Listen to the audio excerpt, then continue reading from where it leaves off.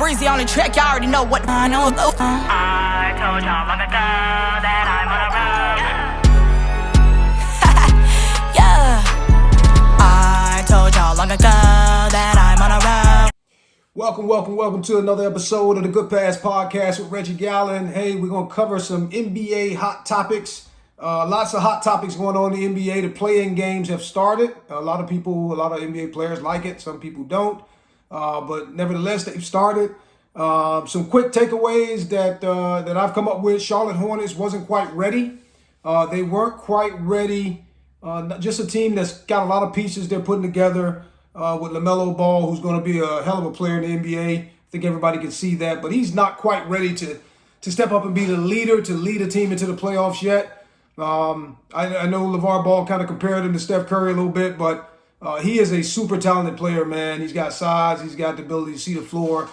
He's got the ability to make plays, and he can score the basketball, shoots it a lot better than his brother Lonzo, although Lonzo's starting to shoot a little bit better too. But definitely a hell of a playmaker, and he's going to be a star in this league. There's no question, making the All-Star game this past year. But it was obvious last night when they played the Hawks. And the Hawks have a pretty good team, and they've been there before. But they weren't ready, and they got ran out the gym. Would have liked to see a better game than that, but they're an up-and-coming team. They've got LaMelo Ball, Miles Bridges, Terry Rozier. And if they can keep Gordon Hayward, you didn't hear it from me, but there's some talk about a Gordon Hayward, Russell Westbrook trade. I don't know how they would work that out financially. I think Russ's paycheck is a little bit heavier, but Gordon gets a nice paycheck too. And I think Gordon Hayward may be a better fit with the Lakers. So you didn't hear from me, but there's some talk about that. But the Charlotte Hornets showed last night that they got some steps they got to take to be a true contender at a playoff level. Atlanta Hawks literally ran them out the gym. They weren't even in the game from the word go. So that's a quick takeaway. Watching the Pelicans play last night against San Antonio. Now, we all know San Antonio is not the San Antonio of the past, but it's still a pop coach team that's got a lot of talent and an up-and-coming team, and they still managed to make the play-in game when the Lakers did not. We won't even talk about that, but it was a good game. San Antonio hung in there as long as they could, and New Orleans Pelicans pulled away at the end and ended up with a 110-103 win. But I think what we see from the New Orleans Pelicans is that they are a scary team to play. They got some talent. Ever since trading C.J. McCollum over there from Portland, they have been on the rampage. And so they're a team to watch in the playoffs. If they get this win against the Clippers, that's going to be key. If they can get the win against the Clippers and move on into the playoffs, they're a team that I would not want to play if I'm in the West. But we'll see. We'll see what happens. They've shown a lot in just that one game. I don't know if San Antonio was a real good test or barometer for that. But, nevertheless, they took that game and move on to play the Clippers on Sunday night, I believe. So we'll see what happens there. There's some talk about Zion Williamson, who might be able to play for that game, guys. Don't even get your hopes up high. Zion will not play that game. Everybody kind of got excited when they saw him do the 360 dunk in warm-ups. And it wasn't even warm-ups. He was working out with one of the coaches and kind of lacklusterly drove by the coach and did a 360 dunk. If you saw his lack of explosion on the move, you'll know that he's still a little tender, a little ginger. So don't get your hopes up high. It will be more likely that he would try to participate if they got past the Clippers game and moved into the playoffs, and I think that's unlikely either. I think Zion is best suited. Let's keep him on the shelf for now. Make sure that foot is healed 100% properly, and give him another go next year when he can get a full season playing with McCollum and James Ingram and that team that they put together over there, which is looking to be a pretty good team. McCollum was a great move for the Pelicans. I just think that's going to work out in everybody's favorite. McCollum looks like he's happy over there, and I think that's the biggest thing. He looked like he's happy there, although him and Lillard had the bond in Portland. After you've been a place for a while, you tend to kind of start to feel it out, and may not be that bad. I think it's a good move for New Orleans Pelicans for sure. Now, the hot topic, the real hot topic everybody's talking about is the comments that James Harden have made about he feels no pressure with Philadelphia 76ers. No pressure, no playoff pressure, no pressure to get them to move towards championship contention. He said he's got nothing to prove, and I think quite the contrary. I think James Harden is the prime example of, and I try not to go in on players. So y'all, if you know me, this is not about slamming players, but it's about situations and talking about the situation. James Harden, and it's always been this way for me when people talked about being an MVP candidate and all that stuff. I see a guy who had incredible ability to score the basketball. Very unorthodox game, dominates the basketball, but just knew how to score the basketball. He's got a crazy step back that in my era of playing, it used to be a travel, but James Harden has got that kind of solidified in the NBA now where you can do the double step back. Guys, if I'm 51, if you let me double step back and I'm 6'6", 6'7", I'm going to score a lot of points. But he can shoot the ball, he can pass the ball, he's a playmaker. James Harden, make no mistake about it, is a hell of a basketball player, but I don't think he scares anyone. I don't think anybody stand up late saying, I got to guard James Harden tonight. I think the NBA has kind of figured James out a little bit. He likes to get to the foul line. They're not calling the baby fouls. They're not calling the fouls where he's throwing his body into people and looking for the questionable calls. He's not getting those calls anymore, so I won't say they've figured him out completely, but teams have started to understand some of the dynamics with James Harden. The referees have kind of figured him out a little bit. And so he's not getting the calls. So he's looking kind of normal, or maybe just a bit above normal right now. The move to Philadelphia 76ers may be a mistake for James Harden. And I tell you why, because the Philly fans ain't having it.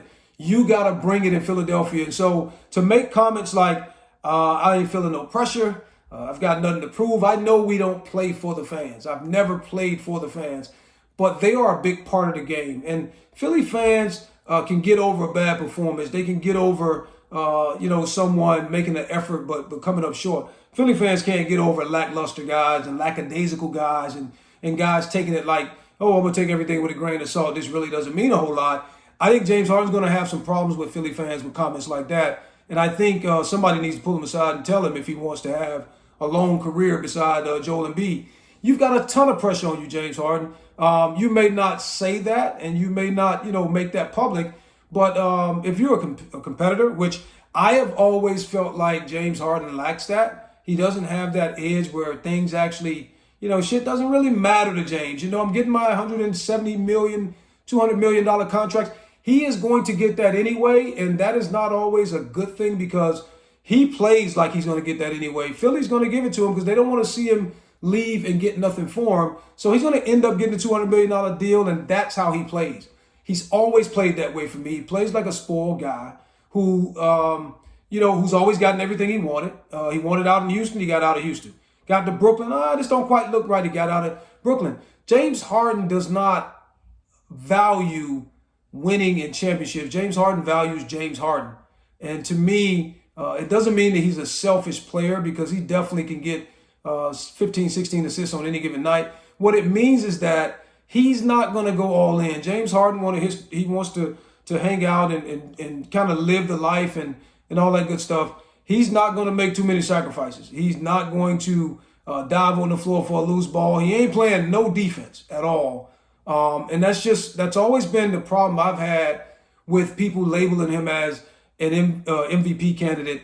To be an MVP candidate, you've got to play with a little bit of sense of urgency. James Harden everything has to be revolved around James Harden and everything has to be perfect, and it's not a perfect world. So, I think James Harden is going to find out real quickly what Ben Simmons found out, which is, you know what? Philly ain't having it. New York ain't having it. LA fans booed LA this year when they were sucking. So they ain't having it in Philly. So I really think that he's going to get a taste of that. And I wish Philly well because Joel Embiid deserves a championship. He's my MVP for the year. I think he'll end up being the MVP for the NBA season. But James Harden could have said something like, you know what, man, I know it's a little bit of pressure here, but this city deserves a championship. Joel Embiid deserves a championship, and I'm here to kind of help them solidify that and make an attempt to get one. That would have been a better comment. I think he'll face a little bit of flack for what he said and how he handled that whole situation. So good luck to him. I just think, James is about James, and he knows that Philly's going to give him that $200 million anyway, or somebody's going to give it to him. So he doesn't really give a shit about how he says things and what he says. And he's always been that way. This is nothing new. He's always been that kind of player to me. Last thing I'll touch on, hot topics, is Ben Simmons. There's some talk about he may be able to come back for the Boston series. I think it's a travesty if he doesn't. I know some guys think, well, he's not ready for that level, or they can't depend on him to come in and expect him to deliver at a pace, at a point where he's going to contribute enough for them to beat Boston in a series. You know what, guys? When you make $40 million, that should be the expectation. So I feel Jay Williams and Tim Legler when they were saying, don't bring him back with expectations or whatever. Well, you know what? He's expecting to get that $40 million check. So I would expect Ben to come back. Ben is not hurt.